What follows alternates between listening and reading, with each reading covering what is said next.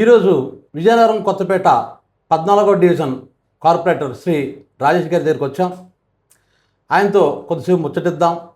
ఆయన personal life గురించి, అదేవిధంగా రాజకీయ జీవితం గురించి, నెక్స్ట్ ఆయన తాలూకా భవిష్యత్ ప్రణాళికలు ఏంటి అన్న విషయం గురించి చర్చిద్దాం. నమస్తే సార్. నమస్కారం అండి. మీరు ఫస్ట్ టైం రాజకీయాలంటే మీకు ఇంట్రెస్ట్ ఎందుకు కలిగింది? మీరు రాజకీయ రంగ ప్రవేశం ఎప్పుడు జరిగింది సార్? నాకు 19 సంవత్సరాల వయసు అప్పుడు మా ప్రీతం నాయకులు విజయనగరం నియోజకవర్గ సమన్వయకర్త కోలగట్ల వీరభద్రస్వామి గారితో అనుబంధం ఏర్పడటం జరిగింది. ఆయన నాయకత్వంలో మొదటి నుండి పనిచేస్తూ ఆయన చేసే కార్యక్రమాలకి ఆకర్షితులై ఈ రాజకీయ రంగ ప్రవేశం చేయటం జరిగింది. మీరు కార్పొరేటర్కి ఎన్నిసార్లు, అంటే ఇప్పుడు కార్పొరేషన్ మంది, గతంలో మీరు కౌన్సిలర్గా ఉండారు. అసలు మీరు కౌన్సిలర్గా ఎన్నిసార్లు పోటీ చేశారండి? ఎన్నిసార్లు గెలిచారు? ఎప్పుడైనా ఓడిపోయారా? కార్పొరేటర్గా నేను కౌన్సిలర్గా 3 సార్లు ఎన్నిక కాబడ్డాను. మొదటిసారి 2000 సంవత్సరంలో ఎన్నిక కాబడ్డాను. అప్పుడు 54 ఓట్లతో నన్ను ఈ ప్రాంత ప్రజలు గెలిపించారు. రెండోసారి 150 ఓట్లతో రెండోసారి గెలిపించారు. సమైక్యాంధ్ర ఉద్యమంలో కాంగ్రెస్ పార్టీ తరపున నిలబడి 400 ఓట్లతో గెలటం జరిగింది. అలాగే మొన్న లాస్ట్ ఎలక్షన్లో 2200 ఓట్లతో మళ్ళీ 4వసారి గెలటం జరిగింది. నేను ఈ ప్రాంతంలో 4 సార్లు ప్రజలు నన్ను అభిమానంతో, ప్రేమతో ఎన్నుకోవటం జరిగింది. సాధారణంగా ఏంటంటే ఒకసారి పదవీ కాలం అయ్యేసరికి కొంత నెగిటివ్ వస్తుంది. మొదట వచ్చిన మెజార్టీ కంటే తగ్గడానికి అవకాశం ఉంటుంది. ఇప్పుడు ఏ రాజకీయ నాయకులకి తప్పదు ఇది. కానీ మీ విషయంలో చాలా చిత్రంగా ఏంటంటే అంటే మీరు చెప్పింది ఇప్పుడు మేము వింటుంటే మాకు ఒక విషయం అర్థమైంది. ఏంటి, మొదటిసారి కంటే రెండోసారి కంటే మూడోసారికి 4వసారి మరీ ఎక్కువ మెజార్టీ. అంటే ఎవరు తగ్గాలి కదా మీకు, కానీ ఎందుకు మీకు మెజార్టీ పెరిగింది? మెజార్టీ పెరగడానికి కారణం మొదటిసారి అంటే ప్రజల అభిమానం ఇక్కడ సంపాదించుకోవటం జరిగింది. నేను మొట్టమొదటి ఎలక్షన్ నేను స్టార్ట్ అయిన దగ్గర నుండి ప్రతిదీ నాకు ఒక విజన్ తయారు చేసుకొని ఆ విజన్ ప్రకారం ఈ ప్రాంతాన్ని పూర్తి స్థాయిలో అభివృద్ధి చేయటం అన్నదానికే ధ్యేయంగా పనిచేయటం జరిగింది. ఈ వార్డులో ప్రతి కుటుంబం నన్ను వాళ్ళ సోదరులుగా లేకపోతే వాళ్ళ ఇంట్లో మనిషిగా ఓన్ చేసుకొని నాకు ఒక మంచి మద్దతు ఇవ్వటం వలన నేను ఎప్పటికప్పుడు ఎక్కువ మెజార్టీతో గెలటం జరిగింది. నాకు ఎలక్షన్ అప్పుడే రాజకీయాలు, పార్టీలు మామూలప్పుడు ఎవరో నా ఇంటికి వచ్చినా సరే, వాళ్ళు ఏ పార్టీ వాళ్ళు అన్నా సరే వాళ్ళకి పనిచేయటం ఒకటే నాకు తెలుసు. అలాగే ఎక్కడా కూడా నా వార్డులో ఎవరి దగ్గర రూపాయి డబ్బులు తీసుకోకుండా వాళ్ళ కష్ట సుఖాలు, మంచి చెడ్డల్లో నేను కూడా ఒక కుటుంబ సభ్యులుగా పాలు పంచుకోవడం వల్లనే నేను ఈరోజు ప్రజాభిమానాన్ని వాళ్ళ కుటుంబంలో సభ్యుడి కింద నన్ను భావించి నన్ను ఎప్పటికప్పుడు ప్రోత్సహిస్తూ నన్ను ముందుకు తీసుకెళ్తున్నారు. ఉదాహరణకి మంజాల్ సీను ఛానల్ ఉన్నదంటే ఆ మంజాల్ సీన్ గారు నేను ఒక సోదర భావంతో పూర్వం 20 సంవత్సరాలు 25 సంవత్సరాలు బట్టి మేము మసులుకుంటున్నాం. దీనివలన ప్రతి ఇంటికి కూడా నాతో ఒక అనుబంధం ఏర్పడటం వల్ల ఇదంతా జరుగుతుంది. మామూలుగా చూసుకున్నట్లయితే మీరు రాజకీయాల్లోకి వచ్చినప్పటికీ ఇప్పటికీ చూసుకున్నట్లయితే మీరు ఆర్థికంగా చాలా ఉన్నత స్థితిలోకి వెళ్ళారు.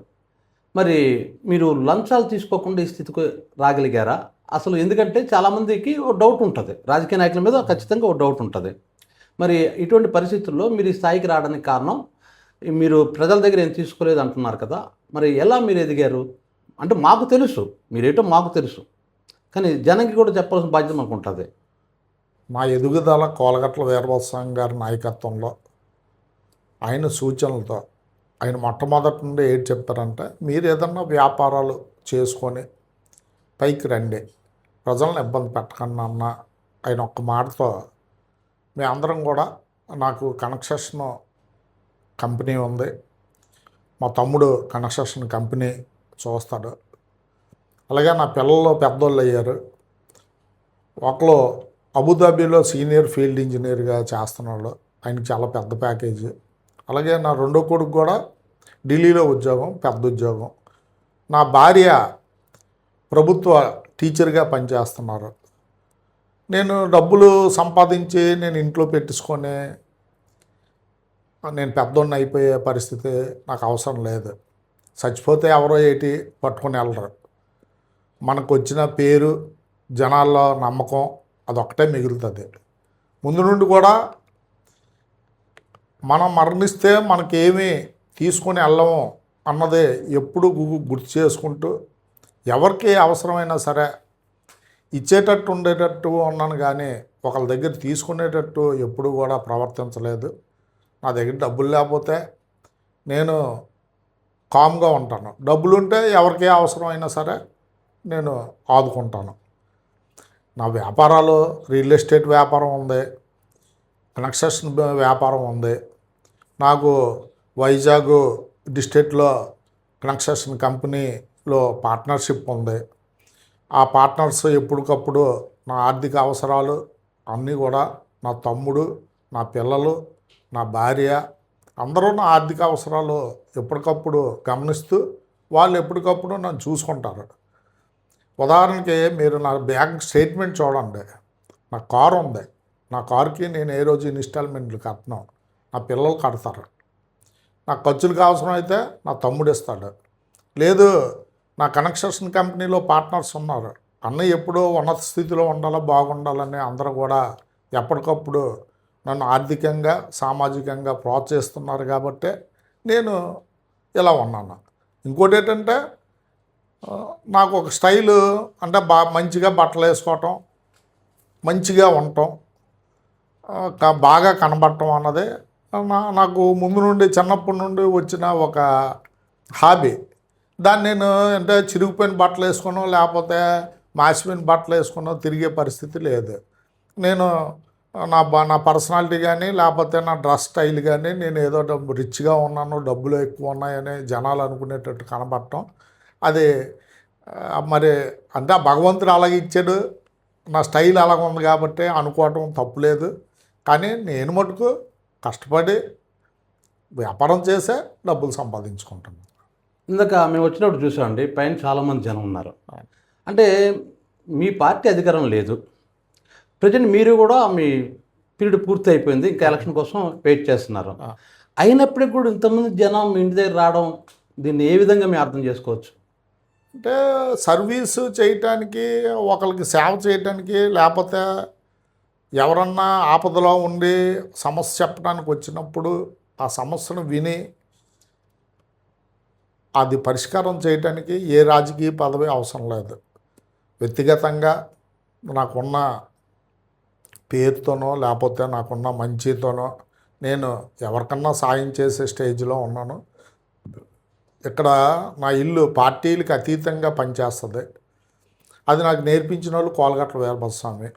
ఏదన్నా ఇక్కడ పార్టీలకి ఎవరి కష్టం వస్తే ఆ కష్టాన్ని వింటాం, అవకాశం ఉంటే ఆర్థికంగా కావాలంటే నాకు తోచినంత సాయం చేస్తాను, ఇంకోటి ఏది కావాలన్నా సాయం చేసే మనస్తత్వం ఉంది. కాబట్టి ఇక్కడికి వస్తే మాకు ఏదో సాయం చేస్తారు అన్న ఉద్దేశంతో జనాలు ఉంటారు. కాబట్టి ఇక్కడికి నా దగ్గరికి అధికారంలో ఉన్నా లేకపోయినా, ప్రభుత్వం ఉన్నా లేకపోయినా అందరూ వచ్చి నాతో సమస్యలు చెప్పుకొని అది పరిష్కారానికి వాళ్ళు చూస్తారని తెలియచేస్తాను.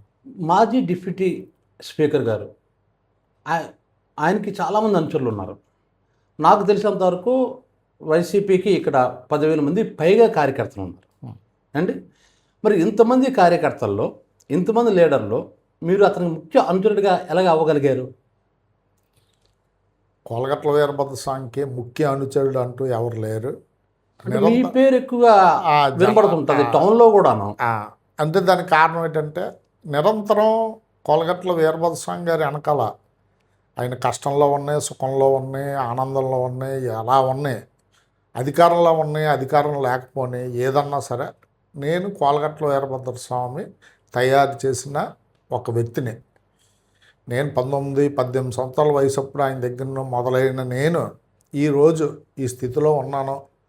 జనాల ఆదరణ సంపాదించుకున్నాను, ఆర్థికంగా అంతా కొంత హ్యాపీగా ఉన్నాను, నా కుటుంబం హ్యాపీగా ఉంది, నన్ను నమ్ముకున్న ప్రజల్ని హ్యాపీగా ఉంచుతున్నాను అంటే కోలగట్ల వీరభద్రస్వామి గారి ఆశీస్సులు, ఆయన నాకు చూపెట్టిన మార్గదర్శనం, ఆయన నిరంతరం నన్ను గైడ్ చేస్తూ నువ్వు ఎలా ఉండొచ్చు ఎలా ఉండకూడదు అన్నది చెప్తున్నప్పుడు దాన్ని తూచా తప్పకుండా పాటించాను కాబట్టే ఈరోజు ఊర్లో కోలగట్ల వీరభద్రస్వామి ముఖ్య అనుచరుడు రాజేష్ అన్న ఒక పేరుని సంపాదించుకోగలిగాను.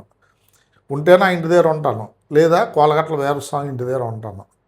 నాకు అంటే ఇంకెక్కడికి కూడా నేను వెళ్ళను. అయితే నేను లేకపోతే వీరభద్రస్వామి గారు అంతే. ఆయన ముఖ్య అనుచరుడిగా ఆయన ఏది ఉంటే తూచా తప్పకుండా అది పాటించే వ్యక్తిని కాబట్టే ఆయన ముఖ్య అనుచరుడిగా నేను ఉన్నాను. అయితేనండి మన వార్డుకు సంబంధించి మీకైతే మెజార్టీ అంటే ఒకసారి కంటే రెండోసారి మూడోసారి పెరుక్కుంటూ వస్తుంది. కానీ ఇక్కడ అసెంబ్లీ నియోజకవర్గానికి సంబంధించి అయితే ఇక్కడ మెజార్టీ ఎందుకు రావటం లేదు మన ఈ వార్డు 14 డివిజన్లో? అంటే దానికి కారణం ఏంటంటే ఇక్కడంతా కూడా చిన్న మార్కెట్టు, పీడబ్ల్యూ మార్కెట్లో పనిచేసిన మహారాజా కాలేజీల్లో పనిచేసిన వ్యక్తులు, కుటుంబాలు ఎక్కువ. ఇక్కడ ఎమ్మెల్యే ఎలక్షన్ రాబోతుకే అక్కడ స్వామన్నయ్య మా రాజుగారు మా రాజుగారు షాపుల్లో బతుకుతున్నాము, రాజుగారు షాపుల్లో ఉంటున్నాము, రాజుగారు మార్కెట్లో ఉంటున్నాము అన్న ఒక అభిప్రాయంతో జనాలు అశోక్ గజపతి రాజు గారికి వాళ్ళ కుటుంబాలకు ఓటేస్తారు. స్థానిక సంస్థల దగ్గర రాబోతుకే నన్ను చూస్తారు. రాజేష్ ఈ ప్రాంతాన్ని అన్ని రంగాల్లో అభివృద్ధి చేశాడు, మనకు అందుబాటులో ఉంటాడు కాబట్టి రాజేష్కి వేద్దామని ఈ స్థానిక సంస్థల ఎన్నికల్లో నాకు ఓటేస్తారు. అది నాకు చాలా బాధాకరమైన విషయం. ఏంటంటే ఎమ్మెల్యే ఎలక్షన్కి నేను ఈ ప్రజలను మెప్పించలేకపోతున్నాను అన్న బాధ నాకు ఏ ఎలక్షన్ జరిగినా సరే తక్కువ ఓట్లు మెజారిటీ వచ్చినప్పుడు తీవ్రంగా ఇబ్బంది పడుతూ ఉంటాను. నన్ను కామెంట్స్ కూడా చేస్తారు చాలామంది. కానీ ఇక్కడ స్థానిక పరిస్థితులు బట్టి అది అలా జరుగుతుంది. కానీ అన్నయ్య మీద అభిమానం లేక కాదు, లేకపోతే నన్ను వ్యతిరేకించి కూడా కాదని ఈ సందర్భంగా తెలియజేస్తాను. ఇప్పుడు నెక్స్ట్ మీ టార్గెట్ ఏంటండి? మళ్ళీ మీరు కార్పొరేటర్గా పోటీ చేస్తున్నారా, లేదంటే ఇంకేమైనా పార్టీ పదవుల్లోకి వెళ్తున్నారా, లేదా ఎందుకంటే పెద్ద పోస్టులోకి వెళ్ళాలని ప్రయత్నిస్తున్నారా? అంటే ప్రతి మనిషికి ఒక టార్గెట్ ఉంటుంది కదంటే. నాకంటూ ఏ టార్గెట్ లేదు. ఇక్కడ విజయనగరంలో నా ప్రాంత ప్రజలకి అందుబాటులో ఉంటూ వాళ్ళ కష్టసుఖాల పాలు పంచుకొని ఓ మంచి పేరుతో మంచిగా ఉండటమే నా టార్గెట్. నాకు అవకాశం ఉంటే రిజర్వేషన్ సహకరిస్తే మళ్ళీ కార్పొరేటర్గా పోటీ చేస్తాను. కార్పొరేటర్గా పోటీ చేస్తాను కానీ నాకు ఈ పదవి కావాలని కానీ లేకపోతే పార్టీ పదవి కావాలని కానీ నాకు ఎప్పుడు ఆశ లేదు. నాకు పదవి ఉన్నా లేకపోయినా నా పనితీరుతో నేను పని చేసుకొని వెళ్ళిపోయి 10 మందికి ఉపకారం చేయగలిగే అర్హత, ఆ పనితనం నా దగ్గర ఉంది. నేను ఇవన్నీ కూడా స్వామిని నేర్పించిన అడుగుజాడలతోనే ఇవన్నీ కూడా చేయగలుగుతున్నాను. సాధారణంగా రాజకీయాల్లో కుల ప్రస్తావన లేకుండా రాజకీయాలు ఉండవు. మొత్తం మన రాష్ట్రం కావచ్చు, దేశం కావచ్చు. కానీ ఇది కొత్తపేట గొల్లవీధి. ఇక్కడ యాదవుల తాలూకా అంటే ఆ సామాజిక వర్గం ఎక్కువ అయినప్పటికీ కూడా మీరు ఎలా గెలవగలుగుతున్నారు? అంటే ఇక్కడ నా దగ్గర రాబోతుకే కుల ప్రసక్తి అన్నది రాదు. 14వ డివిజన్లో 24 కమ్యూనిటీలు, 24 కులస్తులు ఉన్నారు. 24 కులాల్లో కూడా నన్ను అభిమానించిన వాళ్ళు ఉన్నారు. యాదవ్ కమ్యూనిటీ ఉన్న నాయకులు, వైఎస్ఆర్ పార్టీ నాయకులు, కార్యకర్తలు నన్ను ఒక సోదరుడుగా, సోదర భావంతో నన్ను చూస్తారు. ఎవరు కూడా రాజేష్ అన్నయ్య అని నా వెనకాల తిరుగుతారు. వాళ్ళ కుటుంబంలో సభ్యుడి కింద చూసుకుంటారు. అక్కడ నన్ను చూడగానే కులం కానీ మతం కానీ ఏది ఎవరికి చూడరు. రాజేష్ అన్నయ్య అన్న ఒక వ్యక్తినే చూస్తారు. నేను వాళ్ళతో ఎలాగ ఉంటున్నానో అదే గమనిస్తారు. కానీ కుల ప్రసక్తి అన్నది ఎక్కడ కూడా రాదు కాబట్టే నేను ఇక్కడ ఇంత మెజార్టీలతో గెలగలుగుతున్నాను. ఇప్పుడు రాబోయే ఎన్నికల్లో మీ పార్టీ, మీ వైసీపీ పార్టీ ఈ మేయర్ పీఠాన్ని చేజిక్కించుకోగలదా? దానికి మీరు ఏమైనా వ్యూహాలు ఉన్నాయి మీకు? అంటే అధికారంలో తెలుగుదేశం పార్టీ ఉంది సరిగ్గా, ఇప్పుడు చాలా రెడ్ బుక్ రాజ్యాంగం నడుస్తుంది ప్రతి చోట. ఇటువంటి పరిస్థితుల్లో మీరు వాళ్ళని ఎదుర్కొని ధీటుగా నిలబడడం, ఆ ఎలక్షన్ క్యాంపెయిన్ చేయడం కూడా కష్టం అవుతుంది నాకు తెలిసినంతవరకు. మరి ఇటువంటి పరిస్థితుల్లో మీరు ఇక్కడ మేయర్ పీఠాన్ని మీరు చేజిక్కించుకోగలరా అంటే వైసీపీ? అంటే రెడ్ బుక్ రాజ్యాంగం అన్నది విజయనగరంలో చెల్లుబాటు కాదు. ఎందుకు కాదు అని అంటే ఇక్కడ ప్రజలందరూ సౌమ్యంగా ఓ పద్ధతిగా ఉన్న మనుషులు, సౌమ్యులు. ఎలక్షన్ అంటే ఎలక్షన్ కింద చూస్తారు కానీ వ్యక్తిగతంగా ఇక్కడ విజయనగరం నియోజకవర్గంలో వ్యక్తిగత కక్షలు కానీ వ్యక్తిగత కోపాలు కానీ ఉండవు. ఓన్లీ పార్టీ పరంగా ఉంటుంది. ఈ పార్టీ పరంగా మేయర్ పీఠం చేజించుకునే అవకాశం ఉన్నదని చెప్తున్నాను. ఎందుకు ఉన్నది అని అంటే ప్రభుత్వం ఏదైతే సూపర్ 6 పథకాలు అమలు చేశారో ఆ సూపర్ 6 పథకాల్లో అన్నీ కూడా ఫెయిల్ అయిపోయాయి.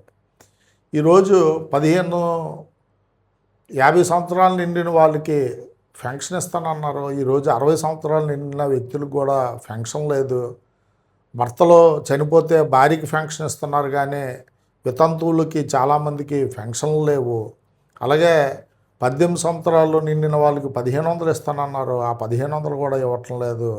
3 సిలిండర్లు ఇస్తానన్నారు. 3 సిలిండర్లు ఇవ్వలేదు. నిరుద్యోగ భృతి అన్నారు. నిరుద్యోగ భృతి లేదు. రైతు భరోసా అన్నారు. రైతులకి కూడా ఏమీ లేదు. ఈరోజు ప్రజలందరూ ఎలక్షన్లు ఎప్పుడు వస్తాయా, తెలుగుదేశం పార్టీకి ఎప్పుడు బుద్ధి చెప్దామన్న ఉద్దేశంతో ఉన్నారు. ఇక్కడ కోలగట్ల వీరభద్రస్వామి అన్న వ్యక్తి విజయనగరం నియోజకవర్గాన్ని, విజయనగరం పట్టణాన్ని పూర్తి స్థాయిలో అభివృద్ధి చేశారు. సందుకి రోడ్లు వేయించారు, కాలువలు వేయించారు, పోల్స్ వేయించారు. అలాగే ప్రతి చెరువులు బాగు చేయించారు. 11 వాటర్ ట్యాంకులు కట్టారు.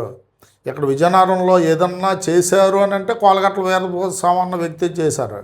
ఇక్కడ జూనియర్ కాలేజీ కానీ, డిగ్రీ కాలేజీ కానీ, జేఎన్టీ కాలేజీ కానీ, మెడికల్ కాలేజీ కానీ, ఆంధ్ర యూనివర్సిటీ ఇది కానీ, దేశంలోనే 2వ ఏసీ స్కూలు నాడు నీళ్ళు మా ప్రాంతంలో స్థాపించి అది ఎంతో ఉన్నత స్థితిలో ఉండేటట్టు ఒక కాన్వెంట్లో కూడా లేనంత ఎడ్యుకేషన్ ఇచ్చేటట్టు ఆయన కృషి చేశారు. కాబట్టే ఈరోజు ఆయన ఏ వార్డులో అడుగు పెడితే ఆ వార్డుకి వెళ్ళటం ఖాయం. ప్రజలందరూ కూడా తెలుగుదేశం పార్టీ మీద పూర్తి వ్యతిరేకతతో ఉన్నారు. వైఎస్ఆర్ పార్టీకి పట్టం కట్టడానికి రెడీగా ఉన్నారు. ఈ ఎలక్షన్లో డిక్లేర్ అవగానే మంచి అభ్యర్థుల్ని చూసి మేము వార్డు బౌండరీలన్నీ కూడా పూర్తి అయ్యాక మంచి అభ్యర్థులను చూసి ఎక్కడ ధీటుగా తెలుగుదేశానికి ధీటుగా మేము కూడా అభ్యర్థులను నిలబెట్టడానికి పూర్తిగా సిద్ధంగా ఉన్నాము. మరి రానున్న రోజుల్లో ప్రజా వ్యతిరేకతతో మరి తెలుగుదేశం పార్టీకి వ్యతిరేకత ఉన్న ఈ ప్రజా వ్యతిరేకతనే మేము లాభంగా తీసుకొని గెలిచే అవకాశాలు మెండుగా ఉన్నాయని ఈ సందర్భంగా తెలియజేస్తున్నాం. ఈ వార్డుకి సంబంధించి ఇక్కడ నాడు నేడు దీంట్లో ఈ స్కూలు చాలా డెవలప్ అయింది. అది మేము కూడా చూసాం. దీనికోసం నేషనల్ మీడియాలో కూడా వచ్చింది, ఇంగ్లీష్ పేపర్లో కూడా వచ్చింది. దీన్ని మీరు చేసే కృషి ఏ విధంగా ఉందంటే అది ఎందుకు అంత ఫేమస్ అయింది? ఆ ఫేమస్ అవ్వటానికి కారణం నాకు ఈ ప్రాంతం వెనుకబడిన ప్రాంతం. బాల కార్మికులు ఎక్కువ మంది ఇక్కడ ఉండేవాళ్ళు. స్కూల్లో సౌకర్యాలు లేక పిల్లల్ని పంపిస్తే కరెక్ట్గా చదువు చెప్తారో చెప్పరో అన్న ఉద్దేశంతో ఇక్కడ బాల కార్మిక వ్యవస్థ ఎక్కువగా ఉండటం వలన ఆ స్కూల్ని ఎలాగైనా మనం బాగు చేయాలా, మంచి స్కూల్ కింద తీర్చిదిద్దాలి, ఈ ప్రాంత ప్రజలందరూ కూడా ఆ స్కూల్లో చదువుకునేటట్టు చేయాలన్న ఒక ధ్యేయంతో కోలగట్ల వీరభద్రస్వామి గారి మద్దతుతో ఆ స్కూల్ని బాగు చేయడం జరిగింది. నాడు నేడులో పూర్తి స్థాయిలో స్కూల్ని 23 లక్షలు పెట్టి ఇన్నోవేషన్ చేయించాం. మంచి టాయిలెట్స్ కట్టించాం. ఒక కిచెన్ కట్టించాం. కట్టించాక 5 క్లాసులకి 4 గదులే ఉంటే మరి ఎమ్మెల్యే వీరభద్రస్వామి గారు ఉన్నప్పుడు ఆయనకి చెప్తే 2 గదులు మళ్ళీ మంజూరు చేయటం జరిగింది. ఈ మంజూరు చేశాక టీవీలు ఉన్న రూమ్లో ఒక ఏసీ వేయించాను.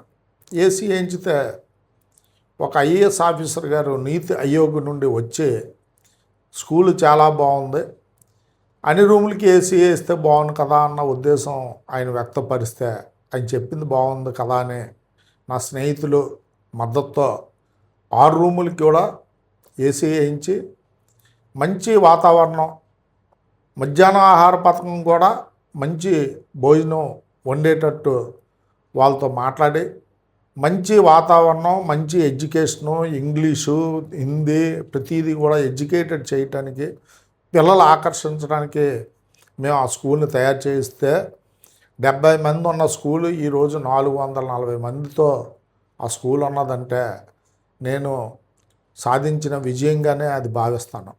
రెండోది 1 నుండి 5వ తరగతి వరకు ఉన్న స్కూల్ని 8వ తరగతి వరకు కూడా అప్గ్రేడ్ చేయడానికి పాల్గట్ల వీరభద్రస్వామి గారు పూర్తి సహాయ సహకారాలు ఇప్పించారు.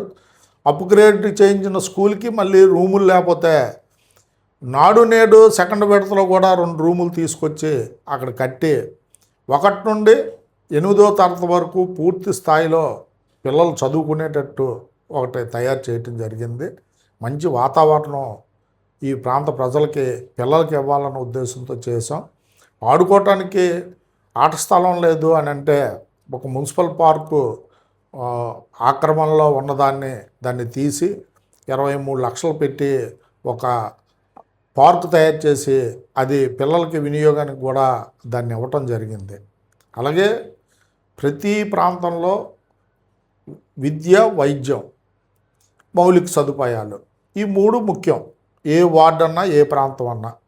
ఇక్కడ నాడు నేడులో మంచి స్కూల్ కట్టించాం. అలాగే ₹1 కోటి పెట్టి పిహెచ్సి సెంటర్ కట్టించాం. అక్కడ కూడా నిరంతరం డాక్టర్ గారు, నర్సులు ఎప్పటికప్పుడు వైద్యం చేస్తుంటారు. మౌలిక సదుపాయాలంటే నేను కౌన్సిలర్ అయినప్పుడు ఇక్కడ నీటి సమస్య తీవ్రంగా ఉంటే ఆ సమస్య పరిష్కారం చేస్తూ పుష్కలంగా నీరు వచ్చినట్టు శానిటేషను, లైటింగు, కాలువలు, రోడ్లు వెడల్పులు ఇవన్నీ పూర్తి స్థాయిలో చేసాం. ఇవి కాకుండా 2024లో మొదటిసారి వీరభద్రస్వామి గారు ఎమ్మెల్యే అయినప్పుడు వైఎస్ఆర్ నగర్లో సుమారు 250 ఇళ్ళు ఇవ్వటం జరిగింది. అలాగే వీధిలో ఒక 150 ఇళ్ళు కట్టుకోవడానికి లోన్లు తీసుకురావటం జరిగింది. రెండోసారి ఆయన ఎమ్మెల్యే అయ్యాక 200 కొండకరకంలో ఇల్లు ఇచ్చాం. 64 టిట్కో ఇల్లు, కట్టిన ఇల్లులు ఇచ్చాం. నిరంతరం ప్రజలకు ఏది కావాలంటే అది చేయగలుగుతున్నాం కాబట్టే ఈ ప్రాంతంలో నేను గెలవగలుగుతున్నాను. మళ్ళీ నా చిరకాల కోరిక ఒకటి ఉంది. ఈ ప్రాంతంలో అన్నీ ఉన్నాయి, ఒక కళ్యాణ మండపం లేదు. ఒక కళ్యాణ మండపం నిర్మించి ఈ ప్రాంత ప్రజలకి ఇవ్వాలి. ఒక 2 ఫ్లోర్లు వేసి కిందన భోజనాలు పెట్టుకోవడానికి, పైన పెళ్లి చేసుకోవడానికి, ఇక్కడ పేద ప్రజలు పెళ్ళిళ్ళు చేసుకోవడానికి ఎక్కడ కళ్యాణ మండపాలు లేకుండా ఇబ్బంది పడుతున్నారు కాబట్టి మంచి కమ్యూనిటీ హాలు నిర్మించి దాన్ని కళ్యాణ మండపం కింద ప్రజలకి అంకితం చేయాలన్నదే నా ధ్యేయం. దాని మీద కూడా నేను వర్కౌట్ చేస్తున్నాను. అలాగే ఎవరైతే ఇల్లు లేకుండా ఉన్నారో వాళ్ళకు కూడా, మిగిలిన వాళ్ళకు కూడా ఇల్లులు ఇస్తాం. ఏ కార్యక్రమం అయినా సరే వీరభద్రస్వామి గారి నాయకత్వంలో పూర్తి స్థాయిలో చేయటానికి నేను సిద్ధంగా ఉన్నానని తెలియజేస్తున్నాను. మీరు ఎప్పుడైనా మీ పార్టీ అధినేత జగన్ గారిని కలిశారండి?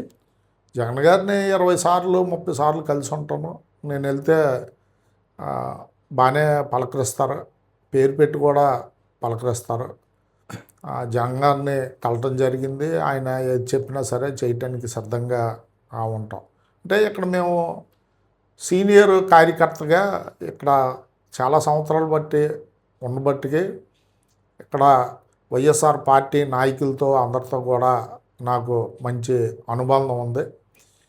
వీరభద్రస్వామి గారి నాయకత్వంలో పూర్తి స్థాయిలో విజయనగరం నియోజకవర్గంలో అందరితో పరిచయం ఏర్పడటం, అందరూ కూడా ఆప్యాయంగా రాయేష్ అని పిలవటం నా అదృష్టంగా నేను భావిస్తాను. Okay sir, thank you thank you thank you. ఈరోజు మా దగ్గరికి వచ్చి ఒక మంచి ఇంటర్వ్యూ తీసుకున్న వాయిస్ ఆఫ్ మన్యాల్ సీని గారి ఛానల్ని మీరు సబ్స్క్రైబ్ చేసుకోండి, లైక్లు ఇవ్వండి, ఫార్వర్డ్ చేయండి. ఈ ఛానల్ని పూర్తి స్థాయిలో ప్రోత్సహించండి. ఈ ఛానల్ని ప్రోత్సహించడం వలన సమాజానికి మంచి ఒక మెసేజ్లు మన్యాల్ సీని గారు ఇస్తారని ఈ సందర్భంగా తెలియజేసుకుంటూ మన్యాల్ సీని గారికి వారి కుమారుడికి ధన్యవాదాలు తెలియజేస్తాను.